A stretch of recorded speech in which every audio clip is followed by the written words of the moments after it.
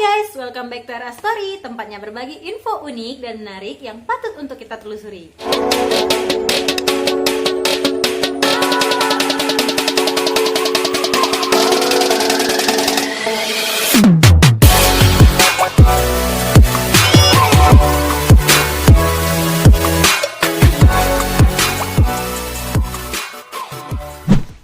So, sahabat story, kalau kemarin kita ngomongin si cantik dari Jepang yakni Junko Furuta.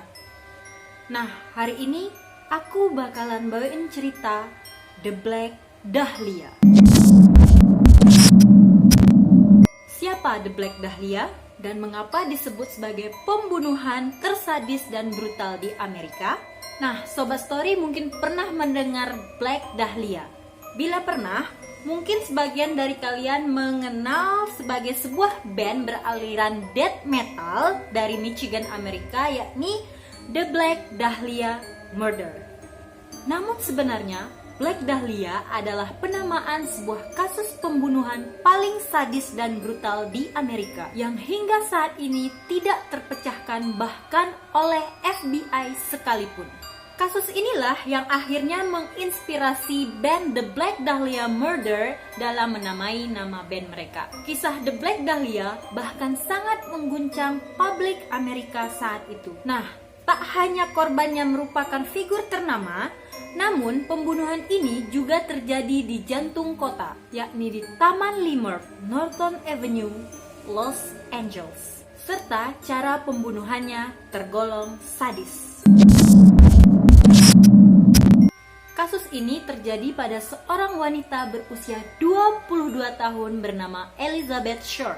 Tubuhnya ditemukan dalam keadaan tanpa busana dan sudah terpotong menjadi 2 bagian. Elizabeth Short sendiri lahir di Hyde Park pada tanggal 29 Juli 1924. Nah, ia pindah ke Hollywood untuk mengejar karir di dunia seni peran sebagai aktris pada masa itu. Nah, kenapa pembunuhan Elizabeth Short ini dikenal sebagai The Black Dahlia? Elizabeth Short yang akrab dipanggil Beth oleh teman-temannya sangat menyukai berpakaian serba hitam. Selain itu, rambut hitam panjang milik Elizabeth Short dan kegemarannya menyelipkan bunga dahlia di rambutnya, serta waktu penemuan mayat yang bersamaan dengan film The Blue Dahlia menjadikan latar belakang kenapa pembunuhan ini disebut dengan The Black Dahlia. Kasus ini sendiri basically berawal pada tanggal 15 Januari 1947 sekitar jam 10 pagi. Nah, saat itu Betty Bersinger bersama putrinya sedang berjalan-jalan keluar dari apartemennya untuk memperbaiki sepatu. Saat melewati lahan kosong di sekitar Leimert Park, Betty Bersinger melihat sesuatu yang awalnya ia kira sebagai manekin yang sudah rusak. Akan tetapi, ketika ia melihat lebih teliti, barulah ia sadar bahwa itu adalah mayat dari seorang wanita yang tubuh bagian atas dan bawahnya terpotong menjadi 2 bagian dan dalam keadaan telanjang. Betty sendiri langsung menelpon polisi dan sekitar 15 menit kemudian, polisi bersama FBI dan diikuti dengan wartawan berdatangan ke lokasi kejadian. Nah, saat ditemukan, tubuh dari Elizabeth Short ini sudah terpotong menjadi 2 bagian. Bagian kaki dan tangannya sudah terentang dengan kondisi wajah yang dirobek dari mulut ke pipi dekat telinga. Nah, sahabat story, awalnya polisi yang dihubungi oleh Betty Bersinger yang datang ke lokasi beranggapan bahwa ini hanyalah pembunuhan biasa. Namun, ketika melihat dari kondisi tubuh dari Elizabeth Short yang sudah terpotong menjadi 2 bagian, serta mayatnya yang bersih tanpa noda darah, seolah dicuci dan digosok hingga bersih, membuat polisi dan wartawan langsung menyimpulkan bahwa kasus pembunuhan terhadap Elizabeth Short sebagai kasus pembunuhan tersadis kala itu. Selain itu, hasil otopsi dan olah TKP menunjukkan tidak ada noda darah sama sekali hingga muncul dugaan bahwa Elizabeth Short telah dimutilasi di tempat lain dan tubuhnya telah dicuci dengan bersih. Selain itu, pada jenazah Elizabeth Short ditemukan tindak kekerasan. Terdapat bekas ikatan tali pada tangan dan kaki Elizabeth Short. Tidak hanya itu, memar juga ditemukan pada bagian kepala yang mengindikasi adanya benturan benda tumpul sebelum ia meninggal. Diduga mutilasi dilakukan setelah Elizabeth tidak bernyawa dan dilakukan sekitar 10 jam sebelum penemuan mayat. Meski ditemukan dalam keadaan telanjang, tetapi tidak ditemukan jejak sperma pada organ intim Elizabeth Short, sehingga menepis dugaan bahwa pembunuhnya telah memperkosa Elizabeth Short sebelum membunuhnya. Berdasarkan keterangan dari pihak penyelidik, pemotongan tubuh dari Elizabeth dilakukan dengan sangat rapi sesuai dengan anatomi manusia. Ini membuat polisi menaruh kecurigaan pada pelaku yang mungkin saja memiliki latar pendidikan medis atau kedokteran. Nah, sahabat story, selang beberapa waktu setelah penemuan jenazah Elizabeth, pihak kepolisian mulai menyebarkan pamflet mengenai Elizabeth Short, serta mengumpulkan beberapa orang yang kenal dekat dengannya dan berharap kasus ini menemukan titik terang. Tapi, pada tanggal 24 Januari 1947, sebuah amplop tanpa alamat datang ke kantor pemeriksaan polisi di Los Angeles. Nah, amplop itu berisi surat yang tidak ditulis tangan oleh pelaku, tetapi menggunakan huruf-huruf yang disusun dari potongan koran. Di dalam amplop tersebut berisi barang-barang pribadi milik Elizabeth Short. Bahkan, pengirim surat ini juga mengatakan bahwa benda-benda tersebut adalah barang-barang pribadi milik Elizabeth Short yang sebelumnya berada di dalam tas. Di dalamnya ditemukan kartu jaminan sosial, akte kelahiran, foto-foto bed, serta kartu alamat dan kartu telepon yang sudah dirobek di beberapa bagian. Berdasarkan keterangan dari tim penyelidik, amplop dan barang-barang milik bed ini beraroma seperti bensin yang seolah-olah pengirim telah menghapus sidik jarinya dengan bensin. Lebih dari 100 orang diperiksa dan ada setidaknya 76 orang yang terdapat di buku telepon dan buku alamat milik Elizabeth Short yang diperiksa, tetapi tidak membuahkan hasil sama sekali. Pada tahun 1981, seorang detektif LAPD bernama John St. John menerima kedatangan seorang pria bernama Arnold Smith. Nah, Arnold Smith sendiri mengaku bahwa ia memiliki rekaman pengakuan pembunuhan serta turut pula membawa barang-barang pribadi milik Beth. Arnold sendiri mengatakan bahwa barang-barang tersebut merupakan kepunyaan rekannya bernama Al Morrison yang ia duga sebagai pembunuh Elizabeth Short. Akan tetapi, polisi menduga bahwa Al Morrison dan Arnold Smith adalah orang yang sama. Nah, tepat 3 hari setelah keterangan dari Arnold tersebut, ia ditemukan tewas terbakar bersama dokumen-dokumen yang diduga milik Elizabeth Short di dalam kamarnya di Holland Hotel. Meskipun polisi curiga ia telah dibunuh, tetapi tidak ada bukti yang mengarah pada kejadian pembunuhan ataupun bukti jejak si pembunuh Arnold Smith.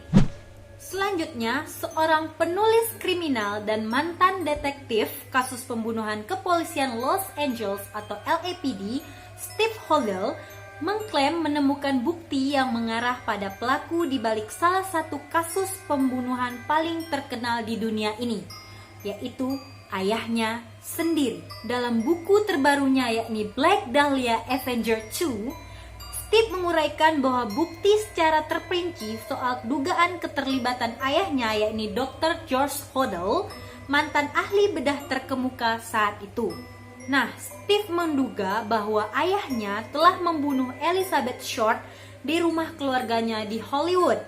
Hal ini diperkuat saat Steve bersama seorang pensiunan polisi bernama Sersan Paul Dosty dan seekor anjing Labrador bernama Buster yang dilatih mendeteksi bau unik jasad manusia mengunjungi rumah lamanya. Sesaat setelah ditemukan, Buster mengenali 4 lokasi di ruang bawah tanah di mana ia menemukan jejak samar sisa-sisa tubuh manusia. Nah, di dalam bukunya, Steve mengatakan ayahnya mengidolakan seorang pelukis terkenal bernama Man Ray. Itulah kenapa goresan khas menyilang yang selalu ada di lukisan Man Ray juga ditemukan di tubuh kaku Elizabeth Short. Selain itu, bukti sadapan pada tahun 1950 yang ditempatkan di kantor milik ayahnya Steve makin memberatkan kecurigaan akan pembunuhan Black Dahlia. Nah, isi sadapannya yakni, mereka menduga aku membunuh Black Dahlia, tetapi mereka tidak bisa membuktikannya saat itu. Mereka tidak bisa bicara dengan sekretarisku karena ia sudah tewas. Mereka menyangka ada sesuatu yang mencurigakan. Membunuhnya. Mungkin aku memang membunuh sekretarisku. Nah, suspek ketiga yakni pada tahun 2017, seorang penulis yaitu Pew Mary Itwell dalam bukunya Black Dahlia Red Rose menuliskan hal-hal yang mengejutkan banyak orang. Nah, Itwell mengatakan bahwa pelaku pembunuhan sebenarnya bernama Leslie Duan Dillon. Nah, Leslie ini adalah seorang bellboy yang sudah pernah ditahan oleh polisi, namun kemudian dibebaskan.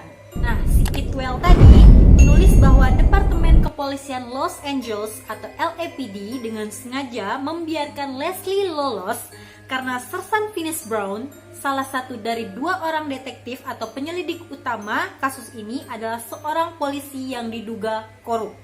Itwell beranggapan bahwa Leslie hanyalah eksekutor, sedangkan otak dari pembunuhannya adalah Mark Hansen yang seorang pemilik klub malam dan bioskop lokal, serta merupakan kenalan dekat dari Elizabeth Short.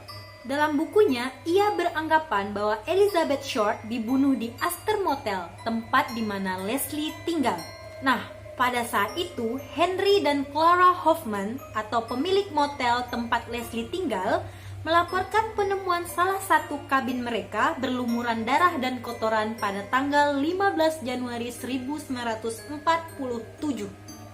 Nah, saat itu seorang saksi juga mengatakan bahwa melihat seorang wanita berambut gelap yang mirip dengan Elizabeth Short dan seorang pria yang mirip dengan Mark Hansen berada di sekitar tempat tinggal Leslie. Anyway guys, selain ketiga orang tersebut, polisi sendiri sudah membuat 22 daftar tersangka paling dicurigai berdasarkan keterangan saksi dan kecurigaan pada buku telepon dan buku alamat milik Elizabeth Short.